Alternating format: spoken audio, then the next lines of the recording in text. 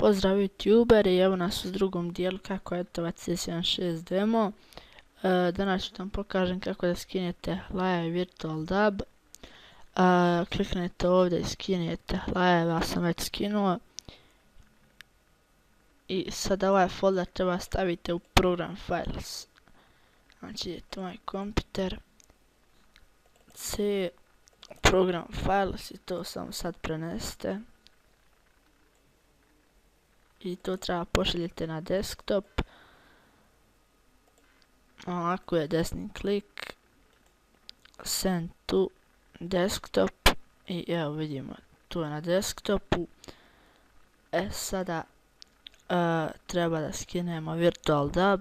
Znači samo vidite LAN 32-bitni ili 64-bitni sistem, nadam se da to znate provjeriti.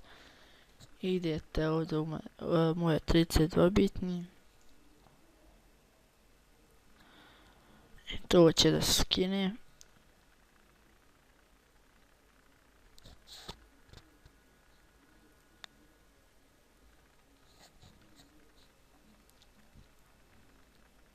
Evo sada uđete.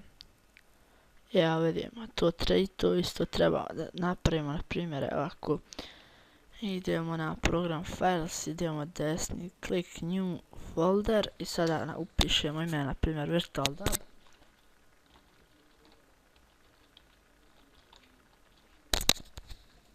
I to otvorimo i sada ovo markiramo i stavimo ovdje.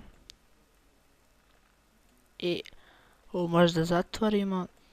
Idete desni klik na Virtual Dub, send to desktop i to je to. Ja samo da vam još pokažem za Sony Vegas. Ovdje imate klip, napravio sam moj prvi klip kako da skinete Sony Vegas 7 ako vam se ne sviđa,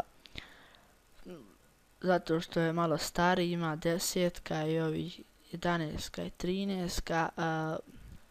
Možda ću napravim klip kako instalirati Sony Vegas 10, vidit ću, ali evo može i Sony Vegas 7 i u njemu može se dobro edituje, ali eto neki hoće da im je malo bolje i to je to. Hvala što gledali ovaj klip.